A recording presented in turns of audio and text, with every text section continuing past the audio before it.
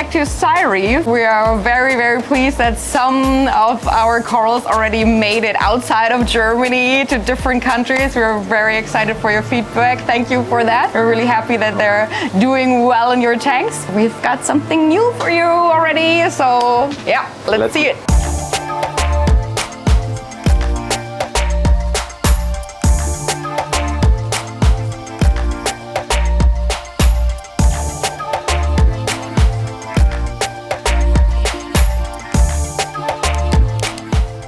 The first batch that went into the world outside and is thriving now in your tanks was the Acropora Kenti. Now here is the next batch that goes into the trade and is ready, and that's Acropora osera. And these are some very special osera, I think, with a high emotional value to me, because the mama of this batch here comes from the Natural History Museum in Karlsruhe, from Hannes, and there's also a video on this channel here, so you can check it out. The dad of these corals comes from Claude, from fauna Marin. So it's concoction of Hannes and Claude, and I think they turned out beautifully. These are exactly 2 years old now. They're all grown from eggs here in Germany, but the 2-year-old corals are a bit too big to sell already. We don't have that many, but they are really, really big already. Basically, this is a unique Acropora osera, so it's a pretty fast-growing coral. We do something else now. We don't sell them unique, but we snip them, and more classically, you get pieces of the unique coral. So they're not unique anymore. We call them twin corals. They are, of course, all grown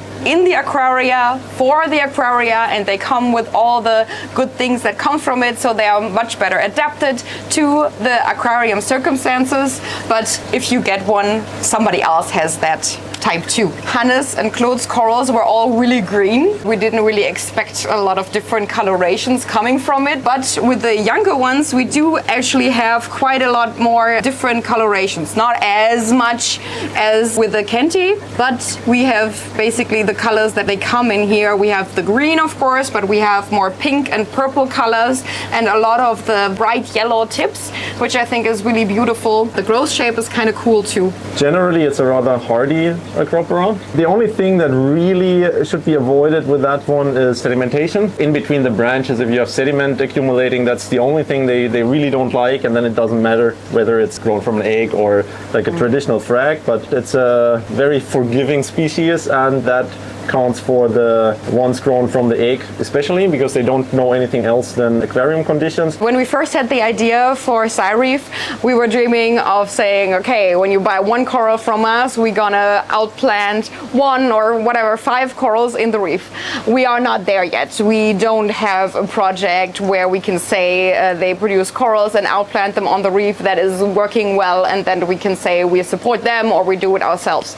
But we don't want to wait to do something for the next 3 to 5 years until we are actually able to do this. We're thinking about, okay, what else can we do in the meantime? Since Sam and I are still scientists at the University of Oldenburg, and we're not the only scientists there that work with corals, we know a lot of people that also work with corals and also with coral restoration. And one of our doctoral students, Nikki Schröter, she's been working in Tanzania for many years now in a great NGO called Ropes of Hope. They are doing reef restoration on the island of Mafia Island, and they do a really, really good job. They have a lot of locals that they train in coral restoration. In the area, there are a lot of destructing fishing techniques, and many corals get loose and they're not connected to the seafloor anymore. And what they do is they pick those up, they frag them, they put the frags in nurseries on ropes, that's why it's called Ropes of Hope. They let them grow bigger in the nursery, and then they outplant them back on the reef.